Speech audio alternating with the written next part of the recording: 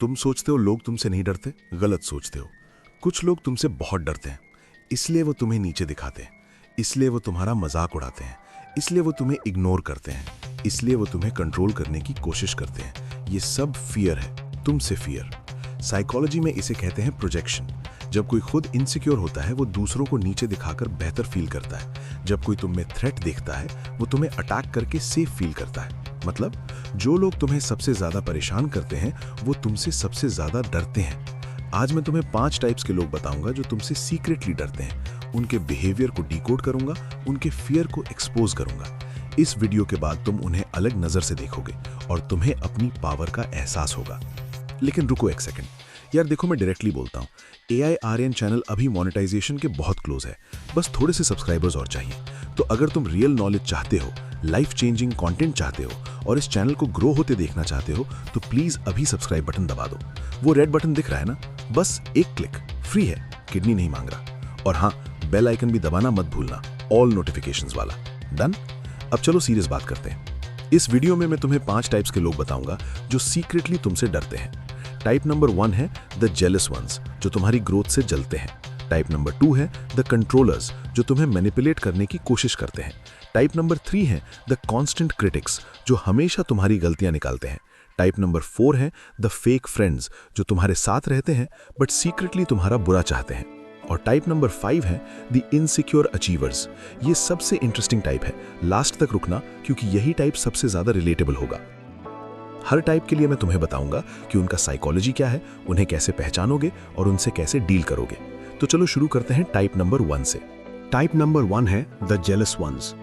Robert Greene ने अपनी book 48 laws of power में लिखा है, never outshine the master, make those above you feel comfortably superior. इसका मतलब क्या है? इसका मतलब है कि जब तुम शाइन करते हो कुछ लोग अनकंफर्टेबल हो जाते हैं। तुम्हारी सक्सेस उनके लिए मिरर की तरह काम करती है जो उन्हें उनकी फेलियर दिखाती है और ये फीलिंग अनबेरेबल होती है।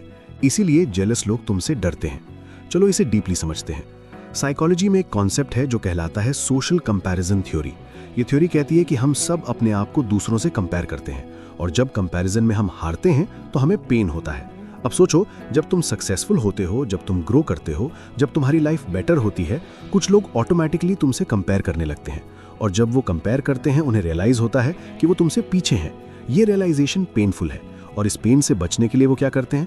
वो तुम्हें नीचे दिखाने की कोशिश करते हैं, तुम्हारी अचीवमेंट्स को मिनिमाइज करते हैं, बोलते हैं अरे उसकी तो लक अच्छी थी, या उसके तो कनेक्शंस थे, या वो तो चापलूसी करके आगे बढ़ा। ये सब स्टेटमेंट्स जेलसी की भाषा है, ये सब स्टेटमेंट्स फियर की भाषा है। मैं तुम्हें एक रियल एग्जाम्पल देता हूँ। याद है जब शार्क टैंक इंडिया शुरू हुआ था, जब यंग एंटरप्रेन्योर्स अपनी सक्सेस स्टोरीज शेयर करते थे, करोड़ों में फंडिंग लेते थे, सोशल मीडिया पर कितने लोग थे जो उन्हें क्रिटिसाइज कर रहे थे। लोग बोलते थे ये ओवर वैल्यूड है, इसमें क्या नया है, मैं भी कर सकता था। अब सोचो, अगर वो कर सकते थे तो किया क्यों नहीं? क्योंकि करना और बोलना 2 अलग चीजें हैं और जो लोग सिर्फ बोलते हैं वो एक्चुअली उनसे डरते हैं जो करते हैं। रीसेंट एग्जाम्पल देखो, जेप्टो के फाउंडर आदित्य पालीचा 21 साल की उम्र में बिलियनर। अब जितने लोग उसे इंस्पायर करने वाला बोलते हैं उतने ही लोग सीक्रेटली उससे जलते भी हैं। ये ह्यूमन नेचर है। लेकिन जो लोग उसे पब्लिकली क्रिटिसाइज करते हैं बिना किसी वैलिड रीजन के, वो जेलसी है, वो फियर है। अब सवाल यह है कि जेलस लोगों को पहचानोगे कैसे? यहाँ कुछ साइंस है। पहला साइन है बैक हैंडेड कॉम्प्लीमेंट्स। जैसे कोई बोले अरे वाह तुमने तो बहुत अच्छा किया, तुम्हारे जैसे लोगों के लिए। सुना है ऐसा कभी? ये कॉम्प्लीमेंट नहीं है, ये इंसल्ट है डिस्गाइज में। दूसरा साइन है अनसोलिसिटेड एडवाइस। जब तुम कुछ अचीव करते हो और वो बिना पूछे एडवाइस देने लगते हैं, बोलते हैं अच्छा है बट तुम्हें ये भी करना चाहिए था। ये एक्चुअली उनकी कोशिश है तुम्हारी सक्सेस को इनकम्प्लीट दिखाने की। तीसरा साइन है सडन डिस्टेंस। जब तुम ग्रो करते हो कुछ लोग अचानक डिस्टेंस बना लेते हैं क्योंकि तुम्हारी प्रेजेंस उन्हें अनकंफर्टेबल करती है और तुम्हारी सक्सेस उन्हें उनकी फेलियर याद दिलाती है। चौथा साइन है नेगेटिव प्रेडिक्शंस। बोलते हैं देखना ज्यादा दिन नहीं चलेगा, या अभी लक है बाद में देखना। ये एक्चुअली उनकी विश है डिस्गाइज में। वो सीक्रेटली चाहते हैं कि तुम फेल हो। अब बात करते हैं इनसे डील कैसे करें। पहली स्ट्रैटेजी है डोंट डिम योर लाइट। बहुत लोग जेलस लोगों को कंफर्टेबल करने के लिए अपनी सक्सेस छुपाने लगते हैं। ये सबसे बड़ी गलती है। तुम्हारी रिस्पॉन्सिबिलिटी नहीं है दूसरों की इनसिक्योरिटीज को मैनेज करना। शाइन करो अनअपोलोजेटिकली। दूसरी स्ट्रैटेजी है किल देम विद काइंडनेस। जब कोई तुमसे जेलस हो उसके साथ एक्स्ट्रा नाइस रहो। ये उन्हें कंफ्यूज करता है और इवेंचुअली या तो वो बदल जाते हैं या खुद डिस्टेंस बना लेते हैं। तीसरी स्ट्रैटेजी है यूज इट एज फ्यूल। जब कोई तुमसे जेलस हो, ये एक्चुअली कंफर्मेशन है कि तुम सही रास्ते पर हो। जेलसी एक फॉर्म ऑफ फ्लैटरी है, इसे फ्यूल की तरह यूज करो। और हाँ, अभी वीडियो को एक लाइक मार दो, बस एक क्लिक। इससे एल्गोरिदम को पता चलता है कि ये वीडियो लोगों को पसंद आ रही है और हमें मोटिवेशन मिलता है और वीडियोस बनाने की। तो याद रखना, जेलस लोग तुमसे इसलिए नहीं डरते कि तुम डेंजरस हो, वो तुमसे इसीलिए डरते हैं क्योंकि तुम उनसे बेटर हो। और ये एक पावरफुल रियलाइजेशन है। अगली बार जब कोई तुम्हारी सक्सेस पर नेगेटिव कमेंट करे, मन में सोचना ये मुझसे डर रहा है और स्माइल करना। अब चलते हैं टाइप नंबर 2 की तरफ, और ये टाइप थोड़ा डेंजरस है। टाइप नंबर 2 है द कंट्रोलर्स। ये वो लोग हैं जो तुम्हें कंट्रोल करने की कोशिश करते हैं, तुम्हें बताते हैं क्या करना है क्या नहीं, तुम्हारे डिसीजंस पर सवाल उठाते हैं, तुम्हें गिल्ट फील कराते हैं, तुम्हें मैनिपुलेट करते हैं, और तुम सोचते हो ये मेरा भला चाहते हैं, लेकिन रियलिटी बहुत डिफरेंट है। कंट्रोलर्स एक्चुअली तुमसे डरते हैं। उन्हें डर है कि अगर तुम फ्री हो गए तो तुम उन्हें छोड़ दोगे। उन्हें डर है कि अगर तुम इंडिपेंडेंट हो गए तो उनकी जरूरत नहीं रहेगी। उन्हें डर है कि तुम उनसे बेहतर बन जाओगे, और इस फियर से बचने के लिए वो तुम्हें कंट्रोल करते हैं। डार्क साइकोलॉजी में इसे कहते हैं कोअर्सिव कंट्रोल। ये एक पैटर्न है जहां एक पर्सन दूसरे को सिस्टमैटिकली कंट्रोल करता है, और ये कंट्रोल बहुत सटल होता है, इतना सटल कि विक्टिम को पता भी नहीं चलता। कंट्रोलर्स यूजुअली कुछ स्पेसिफिक टैक्टिक्स यूज करते हैं। पहली टैक्टिक है आइसोलेशन। वो तुम्हें धीरे धीरे दूसरों से दूर करते हैं। बोलते हैं वो फ्रेंड तेरे लिए सही नहीं है, या तुम्हारी फैमिली तुझे समझती नहीं, या बस मैं ही हूं जो तेरा सच में ख्याल रखता है। ये स्टेटमेंट्स तुम्हें डिपेंडेंट बनाने के लिए हैं। जब तुम आइसोलेटेड हो जाते हो, तुम और वल्नरेबल हो जाते हो, और कंट्रोलर का पावर बढ़ जाता है। दूसरी टैक्टिक है गैस लाइटिंग। ये सबसे डेंजरस टैक्टिक है। गैस लाइटिंग में कंट्रोलर तुम्हें डाउट करवाता है तुम्हारी ओन रियलिटी पर। बोलते हैं ऐसा तो हुआ ही नहीं, या तुम ओवरथिंक करते हो, या तुम बहुत सेंसिटिव हो, या तुम्हारी मेमोरी वीक है। धीरे धीरे तुम अपने आप पर ट्रस्ट खोने लगते हो और कंट्रोलर पर डिपेंड होने लगते हो।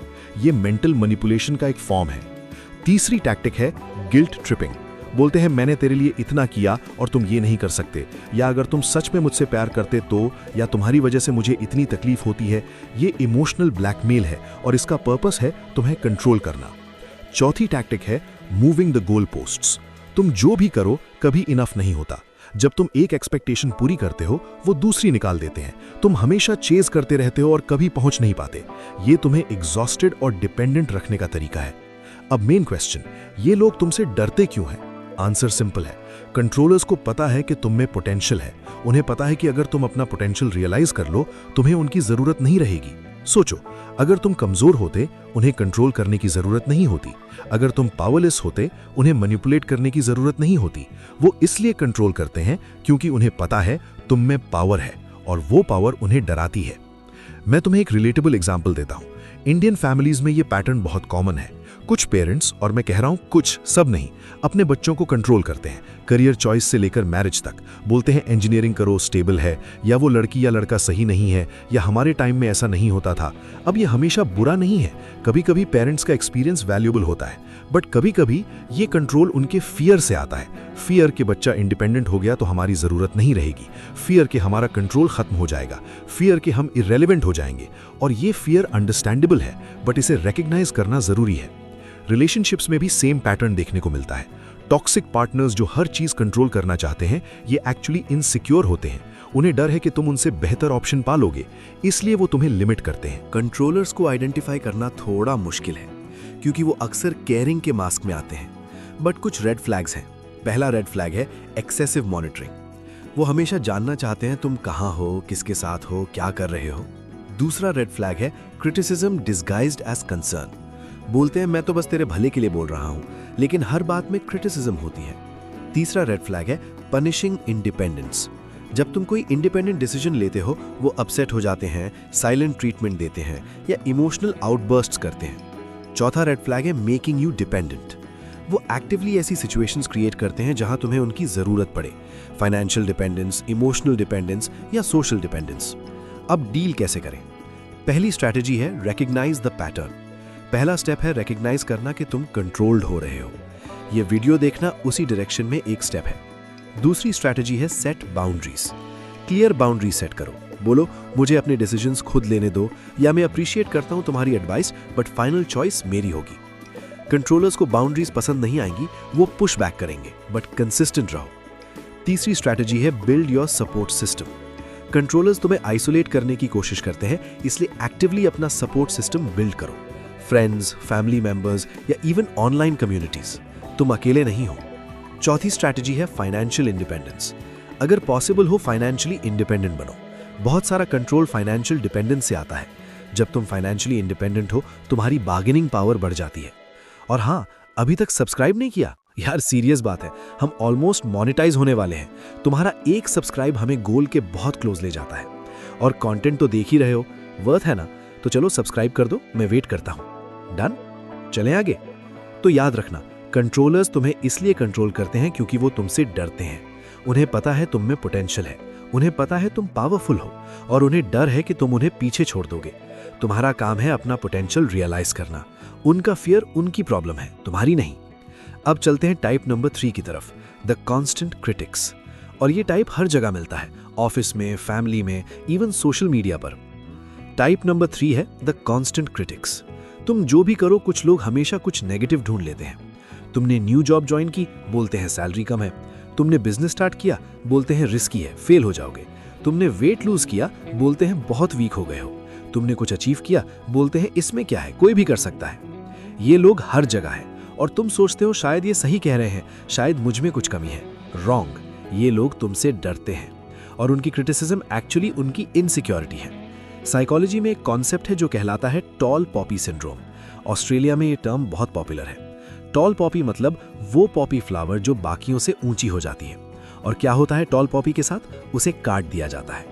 सेम लॉजिक लोगों पर अप्लाई होता है। जब कोई बाकियों से ऊपर उठता है, कुछ लोग उसे नीचे खींचने की कोशिश करते हैं, और क्रिटिसिज्म उनका टूल है।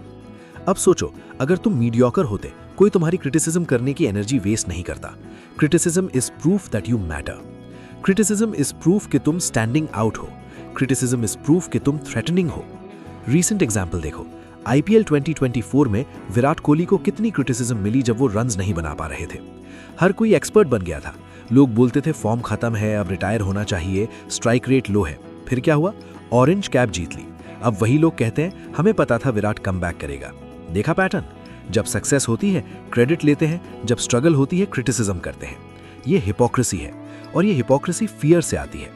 क्रिटिक्स विराट से इसलिए डरते हैं क्योंकि विराट ने वो अचीव किया है जो वो कभी नहीं कर सकते, और क्रिटिसिज्म करके वो मोमेंटनली बेटर फील करते हैं। सेम तुम्हारे साथ होता है। तुम्हारे क्रिटिक्स तुमसे इसलिए डरते हैं क्योंकि तुम वो करने की हिम्मत रखते हो जो वो नहीं कर पाते। अब समझते हैं क्रिटिक्स कितने टाइप्स के होते हैं। टाइप ए है द आर्म चेयर एक्सपर्ट। ये वो लोग हैं जिन्होंने कभी कुछ किया नहीं, बट सबको बताते हैं कैसे करना चाहिए। बोलते हैं बिजनेस ऐसे नहीं चलता, या तुम्हारा अप्रोच गलत है। भाई तुमने कौन सा बिजनेस बनाया है? टाइप बी है द डिस्गाइज्ड पेसिमिस्ट। ये रियलिस्टिक बनने का ड्रामा करते हैं। बोलते हैं मैं तो बस प्रैक्टिकल बात कर रहा हूँ, या तुम्हें फॉल्स होप नहीं देनी चाहिए, बट एक्चुअली ये अपनी पेसिमिज्म प्रोजेक्ट कर रहे हैं। टाइप सी है द पैसिव अग्रेसिव। ये डायरेक्टली क्रिटिसाइज नहीं करते। बोलते हैं वाह तुमने ट्राई तो किया, या इंटरेस्टिंग अप्रोच, यूनिक है। तुम समझ भी नहीं पाते कि इंसल्ट हुई या नहीं। टाइप डी है द कंसर्न्ड वेल विशर। बोलते हैं मैं तो बस तेरी चिंता कर रहा हूँ। ये सबसे डेंजरस है क्योंकि ये जेन्युइन कंसर्न जैसा लगता है, बट एक्चुअली ये क्रिटिसिज्म है रैप्ड इन केयर। अब कोर क्वेश्चन है, क्रिटिक्स तुमसे क्यों डरते हैं? पहला रीजन, तुम मिरर हो। जब तुम कुछ अचीव करते हो, तुम क्रिटिक्स को उनकी इन एक्शन दिखाते हो। तुम प्रूफ हो कि वो भी कर सकते थे बट किया नहीं। ये रियलाइजेशन पेनफुल है। दूसरा रीजन, तुम थ्रेट हो। अगर तुम सक्सेसफुल हो गए, क्रिटिक्स की वर्ल्ड व्यू चैलेंज होती है। वो खुद को बोलते हैं सक्सेस पॉसिबल नहीं है, बट तुम्हारी सक्सेस प्रूव करती है कि पॉसिबल है। इसलिए वो तुम्हें फेल देखना चाहते हैं ताकि उनकी वर्ल्ड व्यू इंटैक्ट रहे। तीसरा रीजन, तुम उन्हें इंफीरियर फील कराते हो। तुम्हारी ग्रोथ उनकी स्टैग्नेशन हाईलाइट करती है, और ये अनकंफर्टेबल फीलिंग है। क्रिटिसिज्म करके वो टेम्पररीली पावरफुल फील करते हैं। अब टैक्टिक्स सीखते हैं। पहली टैक्टिक है फिल्टर क्रिटिसिज्म। सारी क्रिटिसिज्म बेकार नहीं होती, कभी कभी जेन्युइन फीडबैक मिलती है। फिल्टर कैसे करोगे? देखो कौन दे रहा है। अगर वो पर्सन उस फील्ड में सक्सेसफुल है, कंसिडर करो। अगर वो पर्सन खुद कुछ नहीं कर पाया, इग्नोर करो। दूसरी टैक्टिक है डोंट एंगेज। क्रिटिक्स को एंगेजमेंट चाहिए। वो चाहते हैं तुम डिफेंड करो, क्योंकि जब तुम डिफेंड करते हो तुम उन्हें इंपॉर्टेंस देते हो। बेस्ट रिस्पॉन्स, साइलेंस, या just smile and move on. तीसरी टैक्टिक है let success be your reply. सबसे पावरफुल रिस्पॉन्स है रिजल्ट्स। जब तुम कंसिस्टेंटली सक्सेसफुल होते रहो, क्रिटिक्स इवेंचुअली क्वाइट हो जाते हैं या इररेलेवेंट हो जाते हैं। चौथी टैक्टिक है अंडरस्टैंड देयर पेन। ये थोड़ा एडवांस्ड है। जब तुम समझ जाते हो कि क्रिटिक्स एक्चुअली पेन में हैं, तुम्हें उन पर गुस्सा नहीं आता, तुम्हें कंपैशन आता है, और ये तुम्हें पावरफुल बनाता है। वैसे एक सेकंड, प्लीज इस वीडियो को लाइक और शेयर कर दो। इससे YouTube को पता चलता है कि ये वीडियो रियली हेल्पफुल है और एल्गोरिथम इसे ज्यादा लोगों तक पहुंचाता है।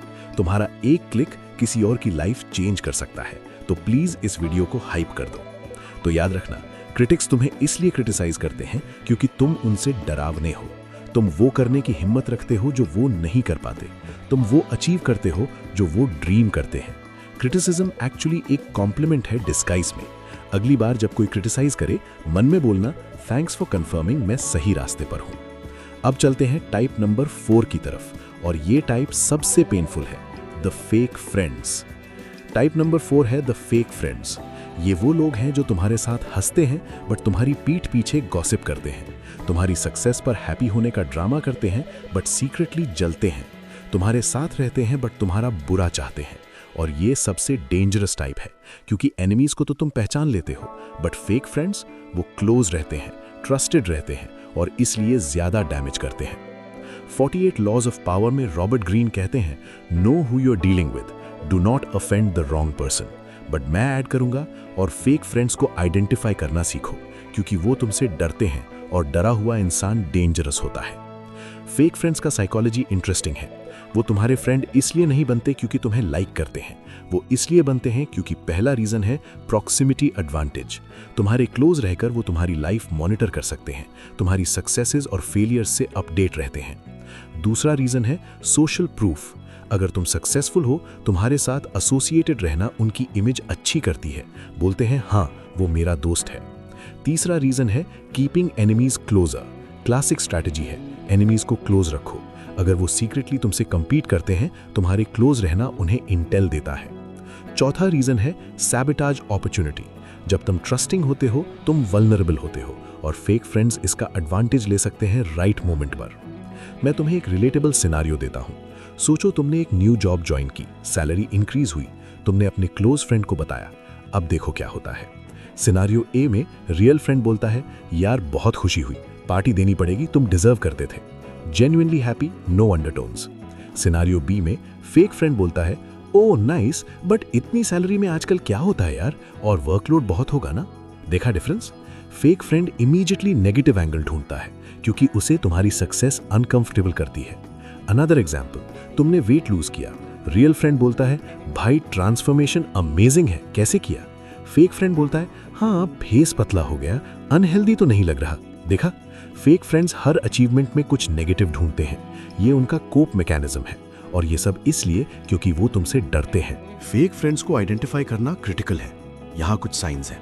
पहला साइन है वन साइडेड कॉन्वर्सेशंस। वो हमेशा अपनी बात करते हैं, तुम्हारी प्रॉब्लम्स में इंटरेस्ट नहीं, तुम्हारी अचीवमेंट्स में इंटरेस्ट नहीं, एक्सेप्ट एज कंपैरिजन मटेरियल। दूसरा साइन है दे नेवर अवेलेबल व्हेन तुम नीड। जब तुम्हें हेल्प चाहिए वो बिजी हैं, एक्सक्यूज आता है, बट जब उन्हें कुछ चाहिए तुम ऑलवेज अवेलेबल होने चाहिए। तीसरा साइन है गॉसिप अबाउट अदर्स।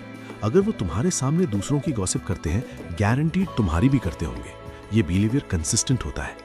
चौथा साइन है सटल पुट डाउन्स। बोलते हैं तुम लकी हो कि ये मिल गया, या तुम्हारे लिए तो ईजी था। ये स्टेटमेंट्स तुम्हारी अचीवमेंट को मिनिमाइज करती हैं। पांचवा साइन है दे कॉपी तुम।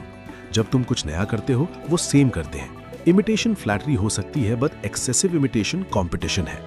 छठा साइन है अनकंफर्टेबल विद तुम्हारी अदर फ्रेंडशिप्स। वो चाहते हैं तुम सिर्फ उनके हो, तुम्हारे अदर फ्रेंड्स से अनकंफर्टेबल होते हैं। ये पोजेसिवनेस नहीं, इनसिक्योरिटी है। सातवां साइन है दे रिमेंबर तुम्हारी फेलियर्स। तुम्हारी सक्सेसेस भूल जाते हैं, बट फेलियर्स ईयर्स बाद भी रिमाइंड करते हैं। बोलते हैं याद है जब तुम फेल हुए थे। ये इंटेंशनल है। अब डीप डाइव करते हैं, फेक फ्रेंड्स तुमसे क्यों डरते हैं। पहला फियर है कंपैरिजन फियर। तुम उनका बेंचमार्क हो। अगर तुम सक्सेसफुल हो, वो फेलियर फील करते हैं। तुम्हारा हर अचीवमेंट उनकी मीडियोक्रिटी हाईलाइट करता है। दूसरा फियर है एक्सपोजर फियर।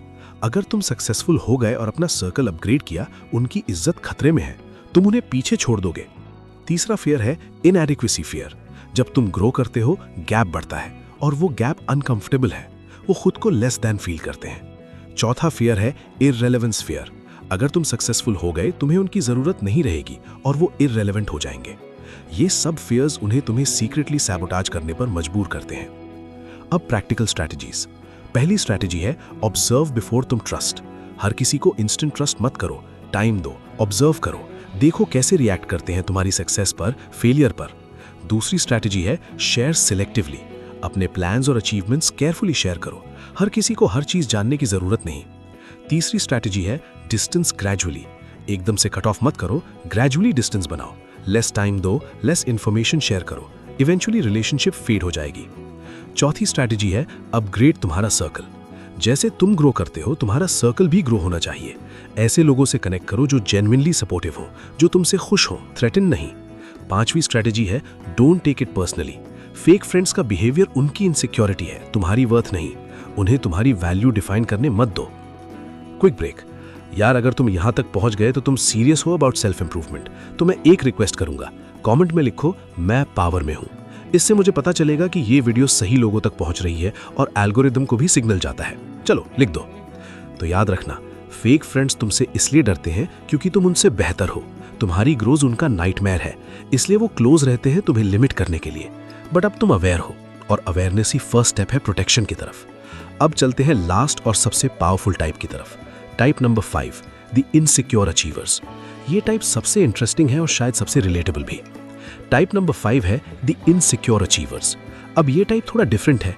ये वो लोग नहीं है जो कुछ नहीं कर पाए, ये वो लोग हैं जिन्होंने अचीव किया है, मे बी तुमसे ज्यादा, बट फिर भी वो तुमसे डरते हैं। Sounds confusing? Let me explain. कुछ लोग बाहर से सक्सेसफुल दिखते हैं, big job, big house, big car, social media पर परफेक्ट लाइफ, बट अंदर से वो हॉलो है। वो खुद पर बिलीव नहीं करते, उन्हें लगता है वो फ्रॉड है, उन्हें लगता है कभी भी एक्सपोज हो सकते हैं। ये है इम्पोस्टर सिंड्रोम एक्सट्रीम लेवल पर। और जब ऐसे लोग किसी ऐसे इंसान को देखते हैं जो जेन्युइनली कॉन्फिडेंट है, जो ऑथेंटिक है, जो अपनी जर्नी में कंफर्टेबल है, वो डर जाते हैं। तुम उनके लिए थ्रेट हो, नॉट बिकॉज तुम उनसे ज्यादा सक्सेसफुल हो, बट बिकॉज तुम उनसे ज्यादा रियल हो। इसे डीपली समझते हैं। इनसिक्योर अचीवर्स की कोर प्रॉब्लम यह है कि उनकी आइडेंटिटी उनकी अचीवमेंट से टाइड है। मतलब अगर अचीवमेंट्स चली गई वो कुछ नहीं है। ये बहुत स्कैरी फीलिंग है, इसलिए वो कॉन्स्टेंटली एंग्शियस रहते हैं, constantly proving themselves, constantly competing. अब जब वो तुम्हें देखते हैं, तुम जो शायद उनसे कम सक्सेसफुल हो बाय कन्वेंशनल स्टैंडर्ड्स, बट तुम हैप्पी हो, कॉन्फिडेंट हो, सिक्योर हो, उन्हें कॉग्निटिव डिसोनेंस होता है। सोचते हैं इसके पास मुझसे कम है, फिर भी ये मुझसे ज्यादा कंटेंट है। मतलब मेरी सारी अचीवमेंट्स इनफ नहीं है। मतलब मैंने सब कुछ चेस किया लेकिन ये जो पीस है मुझे नहीं मिली। ये रियलाइजेशन पेनफुल है और इस पेन से बचने के लिए वो तुम्हें अटैक करते हैं, तुम्हारी लाइफस्टाइल को क्रिटिसाइज करते हैं, तुम्हारी चॉइसेस को क्वेश्चन करते हैं। बोलते हैं तू तो कुछ करता ही नहीं, या तुम में एम्बिशन नहीं है, या तुम सेटल हो गए हो। ये क्रिटिसिज्म एक्चुअली उनकी इनसिक्योरिटी है।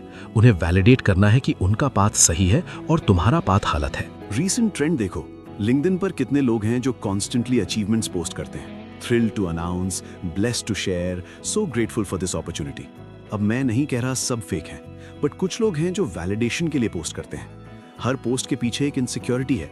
लोगों को पता चले कि मैं सक्सेसफुल हूं, लोग मुझे रिस्पेक्ट करें, लोग मुझे इनफ समझें। और अगर तुम इस रेस में नहीं हो, अगर तुम साइलेंटली अपना काम कर रहे हो, अगर तुम्हें एक्सटर्नल वैलिडेशन की जरूरत नहीं, ये लोग तुमसे अनकंफर्टेबल होते हैं क्योंकि तुम उनकी कांस्टेंट नीड फॉर अप्रूवल को मिरर करते हो। तुम प्रूफ हो कि peace without constant achievement possible है, और ये उनके एंटायर बिलीफ सिस्टम को चैलेंज करता है। Another example, hustle culture. Grind 24/7, sleep is for the weak, no days off. ये सब सुना है ना? अब कुछ लोग जेन्युइनली इस लाइफस्टाइल में हैप्पी हैं, बट कुछ लोग सिर्फ इसलिए हसल करते हैं क्योंकि रुकने से डर लगता है। रुके तो सोचना पड़ेगा, सोचा तो रियलाइज होगा कि एम्प्टीनेस है, इसलिए बिजी रहते हैं। और जब वो किसी को देखते हैं जो लेस करके मोर एंजॉय कर रहा है, जेलसी आती है, फ्रस्ट्रेशन आती है, फियर आती है। अब स्पेसिफिक रीजन समझते हैं। पहला रीजन, तुम उनकी मीनिंगलेसनेस एक्सपोज करते हो। उन्होंने सब कुछ सैक्रिफाइस किया सक्सेस के लिए, रिलेशनशिप्स, हेल्थ, हैप्पीनेस, और अगर तुम उनसे ज्यादा हैप्पी हो विदाउट दोस सैक्रिफाइसेस, उनका सारा सैक्रिफाइस मीनिंगलेस फील होता है। ये अनबेरेबल है। दूसरा रीजन, तुम उनका कंपटीशन स्ट्रैटेजी फेल करते हो। इनसिक्योर अचीवर्स लाइफ को रेस समझते हैं, और रेस में सबसे आगे रहना their only way to feel good. But अगर तुम रेस में हो ही नहीं, अगर तुम अपने लेन में चल रहे हो बिना कंपैरिजन के, उनकी होल स्ट्रैटेजी मीनिंगलेस हो जाती है। कंपटीशन किसके साथ करें? तीसरा रीजन, तुम उनकी ऑथेंटिसिटी लैक हाईलाइट करते हो। इनसिक्योर अचीवर्स ऑफन एक पर्सोना मेंटेन करते हैं, मैं सक्सेसफुल हूं, मैं कॉन्फिडेंट हूं, मैं परफेक्ट हूं। बट ये मास्क एग्जॉस्टिंग है। जब वो तुम्हें देखते हैं जो जेन्युइन हैं, फ्लॉज के साथ कंफर्टेबल है, उन्हें रियलाइज होता है वो खुद कितने फेक हैं, और ये रियलाइजेशन पेनफुल है। आइडेंटिफाई कैसे करोगे? पहला साइन है कॉन्स्टेंट वन अपमैनशिप। तुम कुछ भी शेयर करो, वो कुछ बिगर शेयर करते हैं। बोलते हैं, ओ तुम गोवा गए, मैं मालदीव्स गया था, या तुमने 50 बुक्स पढ़ी, मैंने 100 पढ़ी। हर कॉन्वर्सेशन कॉम्पिटिशन है।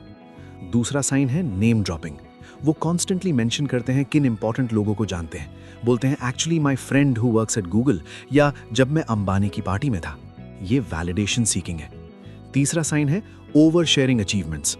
अनप्रॉम्प्टेड अचीवमेंट्स बताते रहते हैं। बोलते हैं एक्चुअली मेरी सैलरी X है, या मेरी कार Y है। तुमने पूछा नहीं, बट उन्हें बताना है। चौथा साइन है डिसमिसिव ऑफ अदर्स पार्ट्स। जो उनके जैसा नहीं कर रहा वो लेसर है। बोलते हैं तुम अभी भी वो जॉब में हो, या तुमने अभी तक प्रॉपर्टी नहीं खरीदी। ये जजमेंट उनकी इनसिक्योरिटी है। पांचवा साइन है फ्रेजाइल ईगो। थोड़ी सी क्रिटिसिज्म बर्दाश्त नहीं होती, डिफेंसिव हो जाते हैं, क्योंकि उनकी आइडेंटिटी फ्रेजाइल है। एब स्ट्रैटेजीज। पहली स्ट्रैटेजी है डोंट कम्पीट। उनके गेम में मत खेलो। जब वो वन अप करें बस नाइस बोलो और मूव ऑन। उन्हें रिएक्शन चाहिए, मत दो। दूसरी स्ट्रैटेजी है be genuinely happy for them. ये काउंटर इंट्यूटिव है, बट जब तुम जेन्युइनली उनकी अचीवमेंट्स के लिए हैप्पी होते हो विदाउट एनी कंपैरिजन, वो डिसआर्म्ड हो जाते हैं, क्योंकि उन्हें कंपटीशन एक्सपेक्टेड थी। तीसरी स्ट्रैटेजी है डोंट सीक देयर वैलिडेशन। अगर तुम उनकी अप्रूवल चाहोगे, वो पावर पोजीशन में आ जाएंगे। अपना पाथ चलो, उनकी ओपिनियन मैटर नहीं करती। चौथी स्ट्रैटेजी है हैव कंपैशन। ये लोग एक्चुअली पेन में हैं। उनकी होल लाइफ अचीवमेंट चेज करने में निकल गई और अब भी पीस नहीं मिली। कंपैशन रखो, not for their benefit, for तुम्हारा ओन पीस। पांचवी स्ट्रैटेजी है बी योरसेल्फ। सबसे पावरफुल स्ट्रैटेजी। ऑथेंटिक रहो, सिक्योर रहो। इससे ज्यादा इंटिमिडेटिंग कुछ नहीं है इनसिक्योर अचीवर्स के लिए। तो याद रखना, इनसिक्योर अचीवर्स तुमसे इसलिए नहीं डरते कि तुम उनसे ज्यादा सक्सेसफुल हो। वो इसलिए डरते हैं क्योंकि तुम उनसे ज्यादा सिक्योर हो, तुम उनसे ज्यादा ऑथेंटिक हो, तुम उनसे ज्यादा एट पीस हो। और ये सबसे बड़ी पावर है। अब तुमसे कुछ क्वेश्चंस। कमेंट में बताओ कौन सा टाइप तुमने अपनी लाइफ में सबसे ज्यादा एक्सपीरियंस किया है। क्या तुम किसी ऐसे इंसान को जानते हो जो इन कैटेगरीज में फिट करता है, और क्या तुमने कभी खुद को भी इनमें से किसी कैटेगरी में देखा? ऑनेस्ट रहना, जजमेंट नहीं है। सेल्फ अवेयरनेस ही सबसे बड़ी पावर है। मैं हर कमेंट पढ़ता हूं, और अगर तुम चाहते हो कि मैं और ऐसी वीडियोस बनाऊं लाइक 48 लॉज ऑफ पावर की डिटेल समरी, या द आर्ट ऑफ सेडक्शन, या the laws of human nature, comment पे लिख दो। तुम्हारा feedback directly next content decide करता है। और हाँ, अगर तुमने अभी तक सब्सक्राइब नहीं किया, या सीरियसली इतनी देर हो गई और तुमने अभी तक बटन नहीं दबाया, देखो मैं इमोशनली ब्लैकमेल नहीं करता, बट हम मोनेटाइजेशन के इतने क्लोज हैं कि मुझे लिटरली यूट्यूब से नोटिफिकेशंस आ रहे हैं, just a few more subscribers. तुम्हारा एक सब्सक्राइब, लिटरली एक क्लिक हमें गोल तक पहुंचा सकता है। और फिर और बेटर कंटेंट आएगा, मोर रिसर्च, बेटर प्रोडक्शन। तो प्लीज सब्सक्राइब कर दो, बेल आइकन दबा दो, ऑल नोटिफिकेशंस, और इस वीडियो को लाइक करो। प्लीज इस वीडियो को हाइप कर दो। इससे YouTube को पता चलता है कि ये वीडियो रियली हेल्पफुल है, और एल्गोरिदम इसे और लोगों तक पहुंचाता है। तुम्हारा support equals more videos like this. Deal? Deal. मैं हूं AI आर्यन। अगली वीडियो में और पावरफुल इंसाइट्स के साथ मिलते हैं। तब तक याद रखना, लोग तुमसे डरते हैं इसलिए नहीं कि तुम परफेक्ट हो, इसलिए कि तुम पावरफुल हो। अपनी पावर रिकॉग्नाइज करो, एम्ब्रेस करो, और वर्ल्ड को दिखाओ कि तुम क्या हो। Take care, piece.